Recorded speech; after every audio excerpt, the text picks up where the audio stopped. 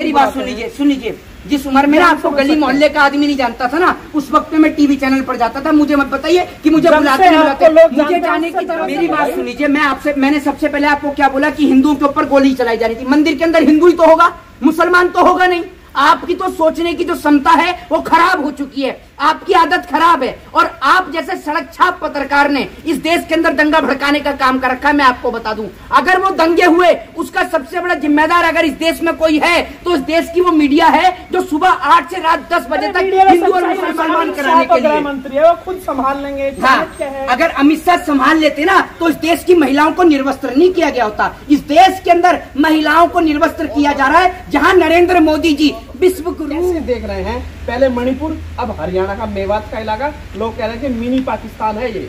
देखिए, मैं आपको बता दूं, एक बात बोलूंगा कि मुल्क के शहरों में तनाव है क्या, फिर से कहीं मेरे देश में चुनाव है क्या? एक बात आप मुझे बताइए, साल 2024 का चुनाव सर पर है और उसके मद्देनजर देश में इतने बड़े लेवल पर दंगे हो जाते हैं कि भारत देश का एक राज्य मणिपुर पहले चल रहा है। अगर चुनाव आ जाए तो मंदिर जाना छोड़ दे। नहीं, चुनाव आ जाए, मेरी बात आप सुनिए। नहीं, मेरी बात सुन लीजिए। भाषा तो यही हुई। नहीं, मेरी बात तो सुन लीजिए। मेरी बात ही नहीं आप सुनते, आप सुनना ही नहीं चाहते। मंदिर में जा रहा है।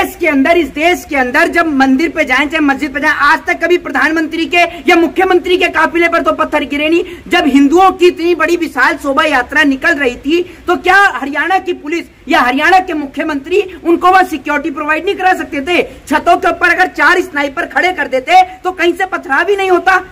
क्यों नहीं खड़े करे उन्होंने, जरा ये बताइए ना। उसके बावजूद आप ये देखिए, उस दंगे की आग में आप ये देखिए कि 1000 से ज्यादा जो हिंदू जो हैं वो मंदिर के अंदर वहां फंसे हुए थे और ऊपर पहाड़ी से जो है गोली चलाई जा रही थी। जैसे सब जगह टीवी चैनल्स पर भी दिखाया जा रहा था। दूसरी ओर उस दंगे हो जाने के बाद में आप ये सोचिए कि एक मौलाना को मार दिया जाता है, 16-18 वर्ष का वो मौलाना थे जिनको मार दिया गया। आप सोच कर देखिए, कईयों की दुकानों में आग लगा दी गई। उस आगजनी के चलते क्या किसी नेता को या उसके नेता के सपूत को कोई चोट पहुंची क्या? हिंदुओं की भी जान गई। नहीं, मैं वही तो आपको बोल रहा हूँ। मैंने सबसे पहले आपको यही बोला, हिंदुओं की भी जान गई। देखिए, हिंदू मुसलमान, मेरी बात सुनिए, मेरी बात सुन लीजिए, मेरी बात आप सुन लीजिए, बाकी लोगों की भी जान। मेरी बात सुन लीजिए। मैंने सबसे पहले आपको क्या बोला कि हिंदुओं के ऊपर गोली चलाई जा रही थी। मंदिर के अंदर हिंदू ही तो होगा, मुसलमान तो होगा नहीं।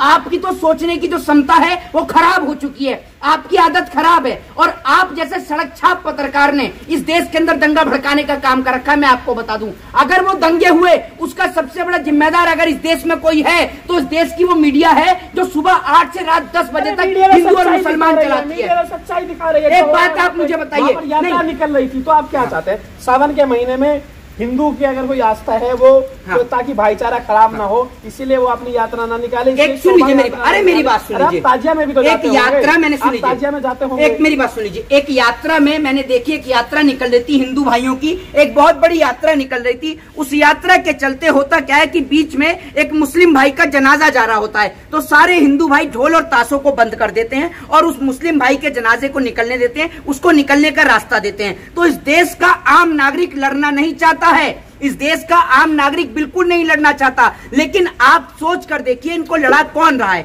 इनको लड़ाने का काम आपके टेलीविजन चैनल कर रहे हैं, जो 24 घंटे थाली में परोस के नफरत पहुंचा रहे हैं, हर माध्यम से नफरत पहुंचा रहे हैं। आप एक बात मुझे बताइए, आप टीवी चैनल पर ज्ञानवापी का मुद्दा दिखाते हैं, राम मंदिर का मुद्दा दिखाते हैं। एक बात मुझे पूरी करने दीजिएगा, मेरे को पूरा करने दीजिए। नहीं, आप पूरा करने नहीं, मेरी बात हाँ, बहुत बढ़िया। ये इन्होंने बात बिल्कुल सही कही। जब वो मुद्दा कोर्ट में चल रहा है तो आपको अपने टीवी चैनल पर उन 4 सड़क छाप लट्टू छाप लोगों को बिठाने की जरूरत है। अगर उसमें सुनवाई हो रही है तो बातचीत मिल रही है, आप उस पर बातचीत में क्या बात आप कर रही है? आप उस जो दाढ़ी वाले मौलाना को मुस्लिमों का वो क्या कहते हैं, बहुत बड़ा वो हमारे ऊपर मत। आपके ऊपर का मतलब है, ये नेशनल चैनल वाले जो हैं, ये नेशनल चैनल वाले क्या करते हैं कि वो दाढ़ी वाले मौलाना को 4000 रुपए में बिठा कर आपको नहीं बुलाते हैं। मेरी बात सुन लीजिए।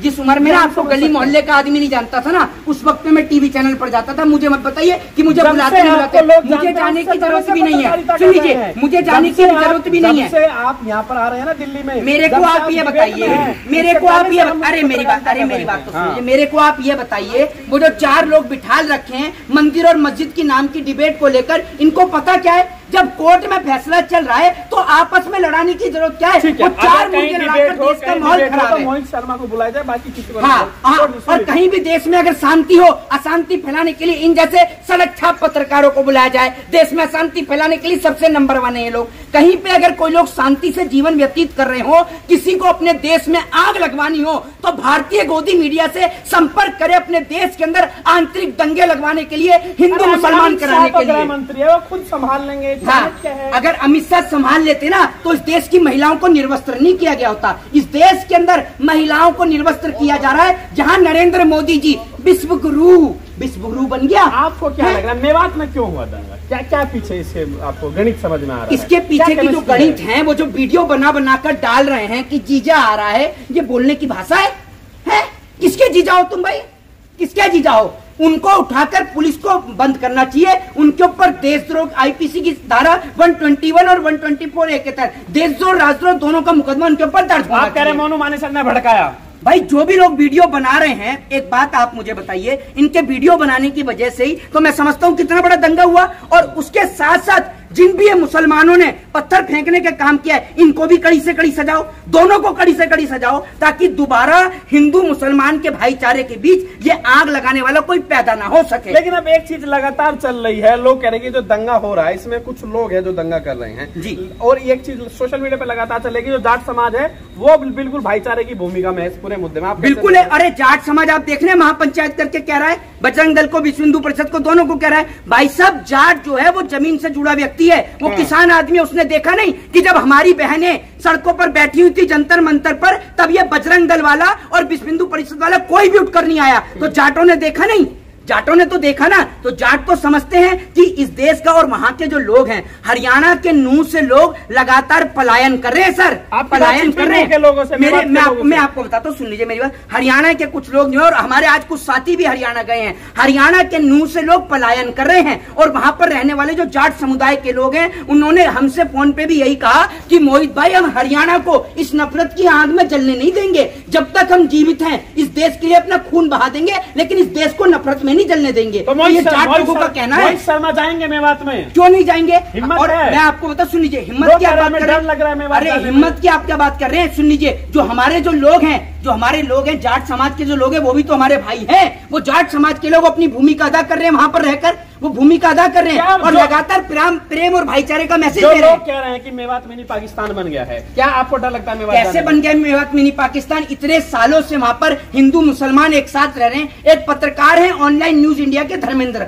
आप उनकी स्टोरी को देखिएगा, उन्होंने वहां के लोकल लोगों को कवर किया है। वो कह रहे हैं कि यहाँ पर एक बड़ी आबादी में मुसलमान रहता है और हिंदू भी रहता है, मेजोरिटी में हिंदू रहता है, लेकिन हम लोगों के बीच आज तक कभी भी ऐसा कोई मतभेद पैदा नहीं हुआ। उन वहां के लोगों का साफ कहना है, आप देख सकते हैं उस चैनल पर जाकर। तो आप सोचिए, जो वहां के जो आम लोग हैं, वो इस नफरत की आग में नहीं झुलसना चाहते, उनको जबरदस्ती झुलसाया गया। आखिर ये दंगाई आते कहां से हैं? ये दंगाइयों का सबसे बड़ा जिन्हें आप दंगाई कह रहे हैं, वो कह रहे हैं कि भाई हम तो भक्तगण हैं, हम तो भक्त हैं, हम तो वहां पर जा रहे थे भक्ति के लिए, मंदिर में दर्शन करने के लिए जा रहे थे, जल चढ़ाने के लिए। नहीं, मैं हमारे ऊपर हमला हुआ, मैं आपसे ये कह रहा हूँ, मैं आपसे हमला हुआ। मेरी बात नहीं समझ रहे, मैं उन दंगाइयों की बात कर रहा हूँ जो पत्थर मारे, जिन्होंने, वो दंगाई तो है जिन्होंने पत्थर मारे। नहीं जानते हैं किसने पत्थर मारे? भाई मैं तो जानता हूँ, वो जो लोग पकड़े गए हैं, जिनको रोहिंग्या भी बताया जा रहा है, जो पकड़े गए, मैं तो कह रहा हूँ उन पर कार्रवाई हो। आप कह रहे हैं रोहिंग्या मुसलमान? नहीं, मैं आपसे बिल्कुल कह रहा हूँ, जिसमें जिस तरीके दिखाया जा रहा है, भाई इन पे कार्रवाई हो। दूसरी बात आपको लग रहा है, सुन लीजिए, क्या आपको लग रहा है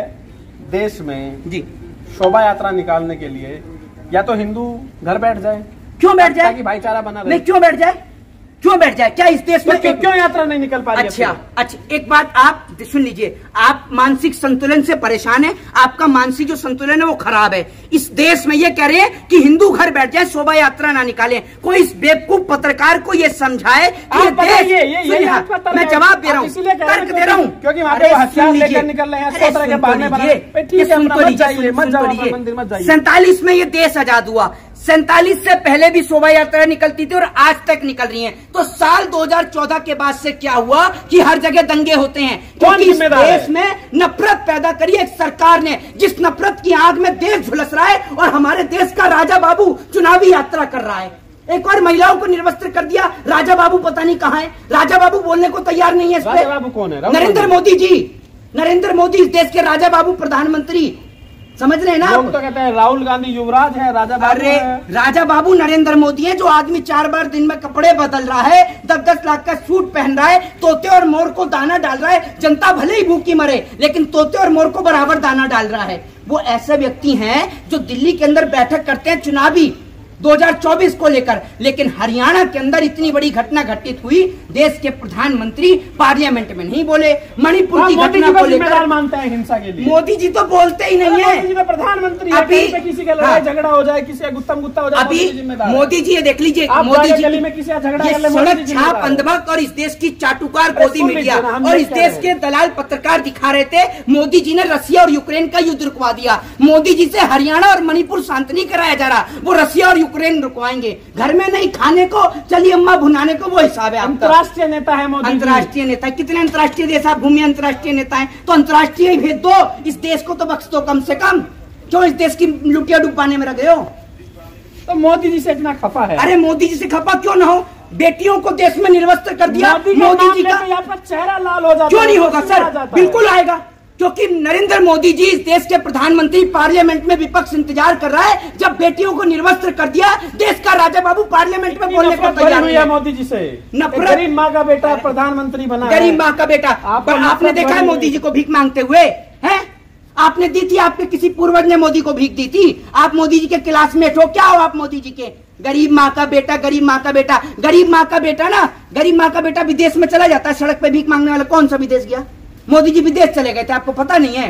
गरीब माँ का बेटा, गरीब माँ का बेटा कर करके पूरे देश को गरीब बना दिया और इन जैसे सड़क छाप पत्रकार को अमीर बना दिया, जिनकी कोई इस देश में कोई लेवल नहीं था। आप लोगों से निवेदन है, इस देश में नफरत से बचकर रहो और ऐसे लोगों से भी। जय हिंद, जय भारत, वंदे मातरम। आखिरी सवाल है, अब क्या आप कब जा रहे हैं यहाँ पे मेवात में? देखिए, मेवात में हमें जाने की आवश्यकता कोई नहीं है। वहाँ पर जो हमारे जो जाट समुदाय के लोग हैं, वो भी प्रेम और जो भाईचारे की वहाँ पर बात कर रहे हैं। तो जब लोग वहाँ पर प्रेम और भाईचारे की बात कर रहे हैं, तो हम लोग को तो जाने की जरूरत ही नहीं है। जब वो लोग वहाँ प्रेम की बात कर ही रहे हैं और जगह जगह मैसेज क्रिएट कर रहे हैं लगातार सोशल मीडिया के माध्यम से भी, बिल्कुल। और आप ये देखिए, एक महिला का वहाँ पर कहना था कि जिस तरीके से क्या कहते हैं, मैं विधवा हुई हूँ, कोई और विधवा यहाँ पर ना हो, तो आप लोग हिंसा ना करें। और यही बात मैं हरियाणा के लोगों से कहूंगा कि आप लोग हिंसा ना करें, प्रेम और भाईचारा बनाए रखें। जय हिंद, जय भारत, वंदे मातरम।